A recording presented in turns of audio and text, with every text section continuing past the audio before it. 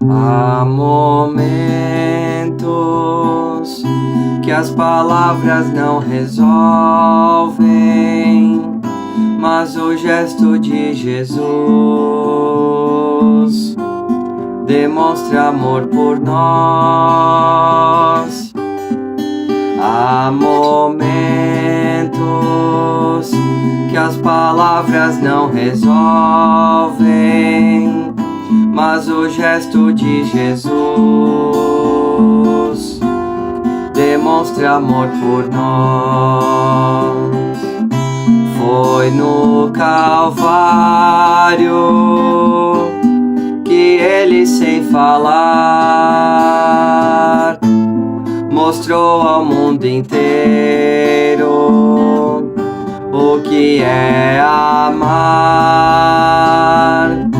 Foi no Calvário que ele, sem falar, mostrou ao mundo inteiro o que é amar. Aqui no mundo as desilusões são tantas, mas existe uma esperança, é que ele vai voltar. Aqui no mundo as desilusões são tantas, mas existe uma esperança, é que ele vai voltar. Foi no Calvário que ele, sem falar, mostrou ao mundo inteiro o que é amar. Foi no Calvário que ele, sem falar, mostrou ao mundo inteiro o que é amar. Olá, queridos irmãos, que a graça de nosso Senhor Jesus Cristo, o amor de Deus o Pai e a comunhão do Espírito Santo esteja sobre todos nós. Amém. Nós queremos iniciar o nosso culto no nome e na presença do nosso Deus, que é Pai, Filho e Espírito Santo. E eu saúdo a todos com o versículo 7 do Salmo 85, que diz: Mostra-nos, Senhor, a tua misericórdia e concede-nos a tua salvação. Mostra-nos, Senhor, a tua misericórdia e concede-nos a tua salvação. Irmãos, nós estamos no primeiro domingo de Advento, tempo em que nós lembramos da volta de Jesus Cristo, da primeira vinda, e de que Ele está voltando. A sua promessa é de que Ele voltará para fazer tudo novo, para nos levar para junto de si, para estarmos na eternidade com Ele e com Deus Pai. E por isso nós clamamos pela misericórdia dEle e também pela sua salvação. Eu convido a baixarmos a cabeça e orarmos ainda. Pai amado, queremos te bendizer e te louvar, porque tu tens, ao longo da história da humanidade, demonstrado a tua graça, a tua misericórdia e o teu amor para com todos nós. Te pedimos, Senhor, que nos fortaleça a fé e a esperança. Ajuda-nos, Senhor, a nos prepararmos para a tua volta, para que possamos estar juntos contigo na eternidade um dia, e juntos também com aqueles que nós amamos, que já se foram. Ajuda-nos a guardarmos o teu evangelho em nossos corações e a fazermos a tua vontade, deixarmos que a tua vontade prevaleça sobre as nossas vidas. Nos perdoe pelas inúmeras vezes em que nos esquecemos disso, de que a tua vontade é melhor do que a nossa, pois tu sabes de todas as coisas, e o nosso conhecimento, por maior que seja, é limitado. não chega nem aos pés do teu conhecimento. Ajuda-nos e orienta-nos agora na leitura, na interpretação da tua palavra. Por teu Filho Jesus Cristo. Amém.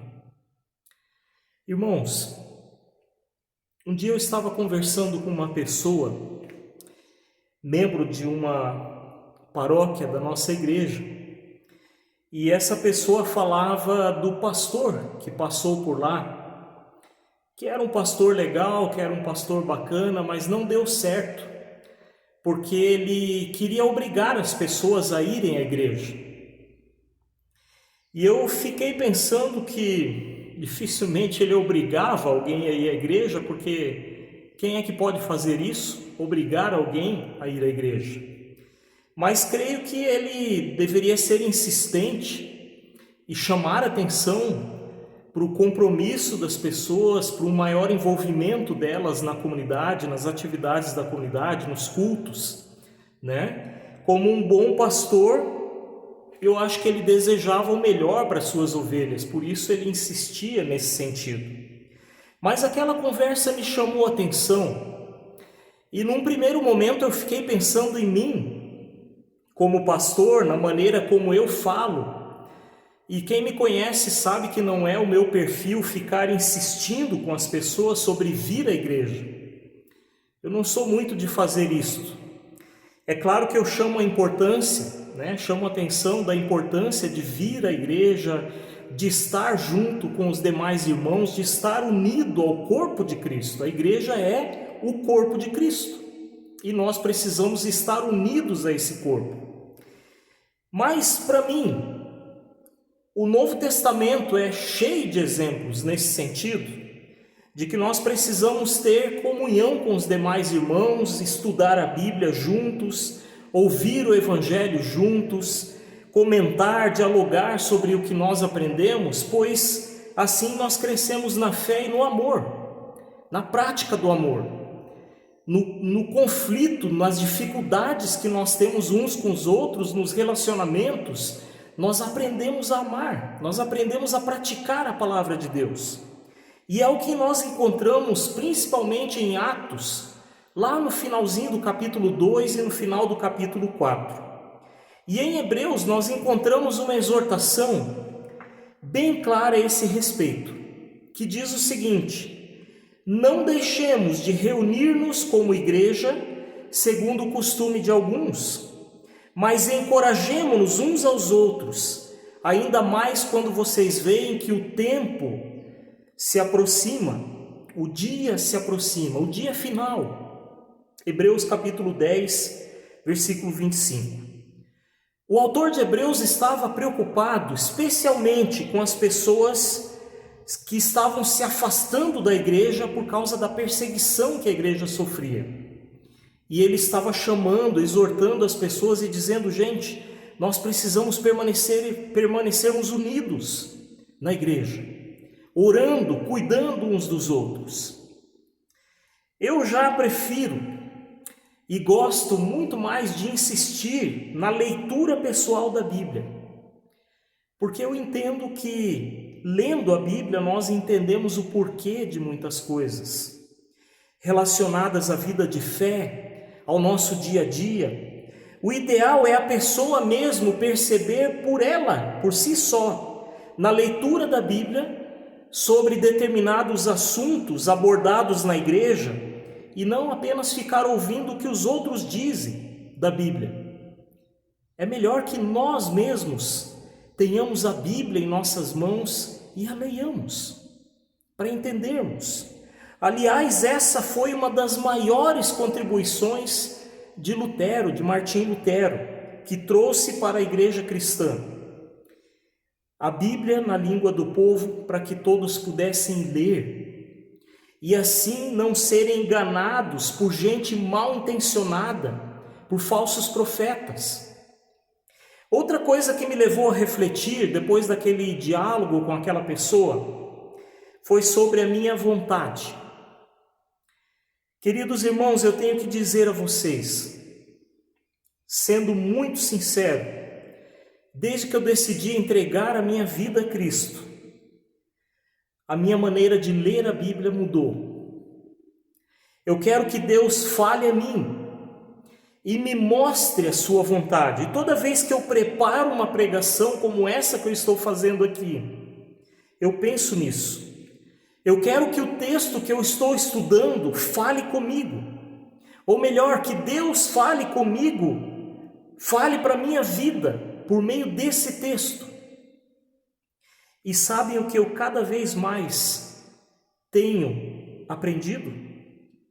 A minha vontade é totalmente contrária à vontade do Senhor.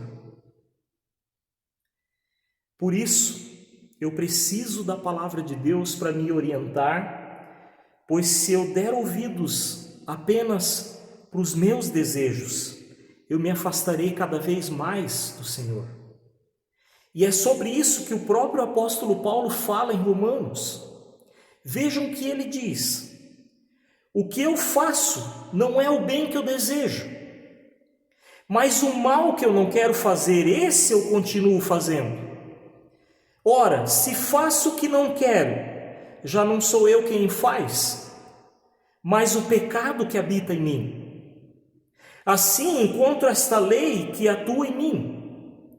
Quando quero fazer o bem, o mal está junto a mim, pois no íntimo do meu ser tenho prazer na lei de Deus, mas vejo outra lei atuando no meu corpo, guerreando contra a lei da minha mente, tornando-me prisioneiro da lei do pecado que atua no meu corpo. Miserável homem que sou, quem me libertará do corpo sujeito a esta morte? Romanos 7, 19 a 24. E sobre essa questão da vontade, é muito interessante observar que o próprio Jesus Cristo nos ensinou em Mateus 6, versículo 10, a parte B do versículo 10. Seja feita a tua vontade, a vontade do nosso Pai, assim na terra como no céu. É uma sentença da oração do Pai Nosso. Talvez quando nós lemos essa sentença, nós pensemos que isso é algo simples ou fácil de fazer. Ou de repente nem paremos muito para pensar e refletir o que seja deixar que a vontade do Senhor seja feita. Mas essa sentença do Pai Nosso quer nos ensinar que as nossas intenções, nossos desejos, devem inicialmente serem deixados de lado. Porém, em nosso tempo, onde o egoísmo é cada vez maior, ninguém gosta de ouvir: seja feita a tua vontade e não a minha. Quando muito, seja feita a tua vontade no céu, não na terra. Na terra é a minha vontade. Ou quando na terra, seja algo que me beneficie, que me traga algo de bom, de algo daquilo que eu quero, que eu desejo. Contudo, o verdadeiro discípulo é chamado a abandonar tudo pelo Senhor. Isso não quer dizer que nós seremos miseráveis escravos que não podem expressar a sua vontade, não é isso. Deus afirma de diversas maneiras em sua palavra que Ele suprirá todas as nossas necessidades. O entregar a nossa vontade nas mãos de Deus é um ato de fé. É demonstração e reconhecimento que a nossa vontade nem sempre é a melhor opção a ser seguida. O pecado em nós distorce, destrói tudo que é bom. Nosso coração é extremamente enganoso, como nós falamos num outro culto. E é uma loucura sem tamanho nos entregarmos às nossas próprias paixões e desejos. Sem dúvida nenhuma, nos afastaremos do Senhor se assim o fizermos. Dizer, seja feita a tua vontade, é dizer: Pai, que a tua vontade prevaleça e aconteça no meu dia a dia, incessantemente. É repousar em fé nas promessas de Deus. Lutero, na explicação dessa sentença, ora da seguinte forma: querido Pai, faça-se a tua vontade, não a vontade do diabo e de nossos inimigos, nem de nada daquilo que quer perseguir e nos arrancar da tua santa palavra, ou quer impedir o teu reino. E dá-nos que suportemos com paciência e vençamos tudo que tivermos de sofrer em razão disso, para que nossa pobre carne não ceda nem fuja por ignorância ou por indolência. De Jesus Cristo nós aprendemos apenas a dizer, não aprendemos apenas a dizer seja feita a tua vontade, mas ele demonstrou isso com a sua vida. Ele mostrou isso para os discípulos pouco antes de ser entregue aos soldados romanos e levado para o seu julgamento. Nós lemos o seguinte, indo um pouco mais adiante: Jesus prostrou-se com o rosto em terra e orou: meu Pai, se for possível, afasta de mim esse cálice. Contudo, não seja como eu quero, mas como tu queres. Mateus 26, versículo 39. Jesus Cristo em tudo se voltava em oração para Deus Pai, em busca de orientação da sua vontade. Se ele orava e dizia que a carne é fraca, porque a nossa luta com o nosso desejo é muito grande para fazer a vontade de Deus, como nós lemos antes do apóstolo Paulo. Essa semana, em uma conversa com um jovem, falando sobre isso, sobre a vida cristã, ele me disse: o problema, pastor, é que nós queremos adequar o evangelho à nossa vida. Percebem? Eu concordo com ele. Ao invés de adequarmos a nossa vida ao evangelho e deixarmos que o evangelho fale para a nossa vida, nós queremos fazer o contrário. Queremos que a nossa vontade seja feita e prevaleça. Por fim, voltando à história de vir à igreja, eu lembro que isso não é uma obrigação. Mas lembro também, queridos irmãos, que se for depender da minha vontade, eu vou fazer tudo menos ir à busca da comunhão com os demais irmãos, de estar no corpo de Cristo. Nós vamos à igreja não por obrigação, de forma alguma, mas por gratidão, reconhecendo a importância de estarmos unidos, ligados ao corpo de Cristo. Nós vamos à igreja agradecer o cuidado, o amor que o Senhor tem conosco. Mas infelizmente, nos lembramos da história dos 10 leprosos. Todos os 10 foram curados, mas apenas um voltou para agradecer a Jesus Cristo.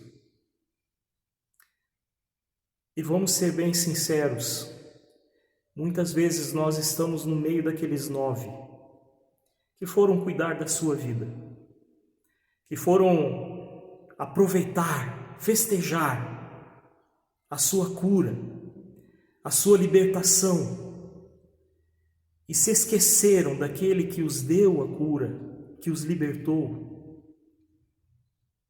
Nós buscamos a presença do Senhor na igreja para agradecermos, para louvá-lo, para engrandecermos o seu nome. Por isso nós nos reunimos aqui.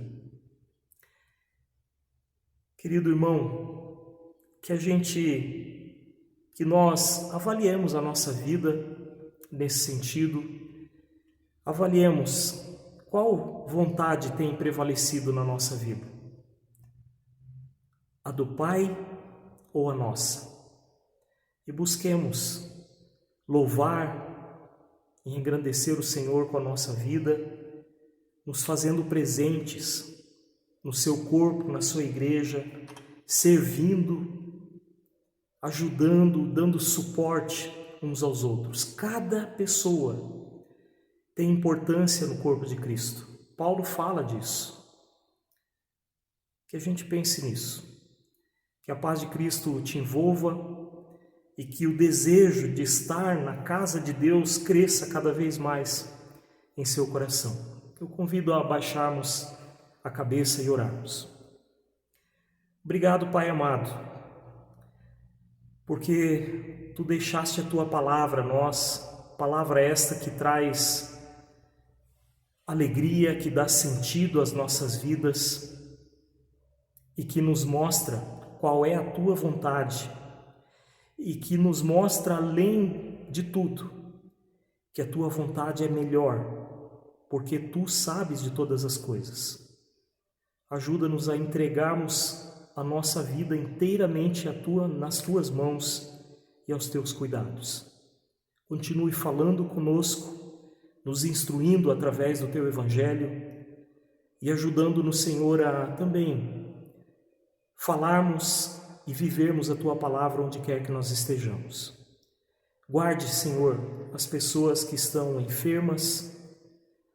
Te pedimos pela vida da Rosália, da Cristiane, também da Iraci, da Lucélia, da Arlete. Tu sabes, Senhor, da enfermidade que essas queridas irmãs têm passado. Abrace-as, restaure a saúde delas, cure, Senhor, para que elas fiquem boas e possam voltar para Te engrandecer, para Te louvar. Cuida também do pastor Ademir, da recuperação dele. Lembramos do Ricardo, de todos os exames que ele tem que fazer ainda. Que a Tua bondosa mão também esteja sobre ele. Fortaleça e guarde todas as nossas famílias, os nossos lares. Dá com que tenhamos bons relacionamentos que são pautados e baseados na Tua palavra, nos Teus ensinamentos. Tudo isso nós clamamos a Ti. E aquilo que nós não conseguimos lembrar em nossa oração, incluímos na oração que Tu mesmo nos ensinou. Pai nosso que estás no céu, santificado seja o Teu nome. Venha o Teu reino, seja feita a Tua vontade, assim na terra como no céu. O pão nosso de cada dia nos dá hoje, perdoa-nos as nossas dívidas, assim como nós também perdoamos aos nossos devedores, e não nos deixes cair em tentação, mas livra-nos do mal. Pois Teu é o reino, o poder e a glória para sempre. Amém. Que a bênção do Deus Pai, Filho e Espírito Santo esteja sobre cada um. Que a paz de Cristo nos envolva e nos carregue nessa semana dentro. Vamos na paz e sirvamos ao Senhor com alegria e dedicação. Amém. Fazer Tua vontade, seguir Tuas pegadas, é o pão de cada dia para nós. Servir em Tua mesa, saber lavar os pés, cantando de alegria a Ti, Senhor. Como Tu fizeste, Senhor, nós queremos fazer Tua vontade, ó Pai.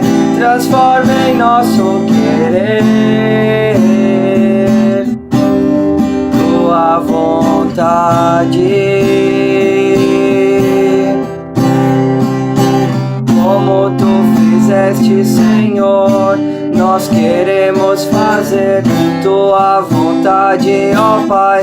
Transforma em nosso querer Tua vontade. Buscar em Tua presença sustento para para a alma, vivendo cada dia aos teus pés, bebendo da palavra que torna a morte em vida e dá-nos alegria pra servir.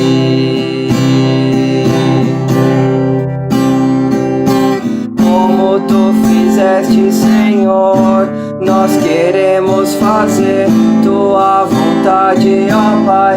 Transforma em nosso querer tua vontade. Como tu fizeste, Senhor, nós queremos fazer tua vontade, ó Pai. Transforma em nosso querer tua vontade.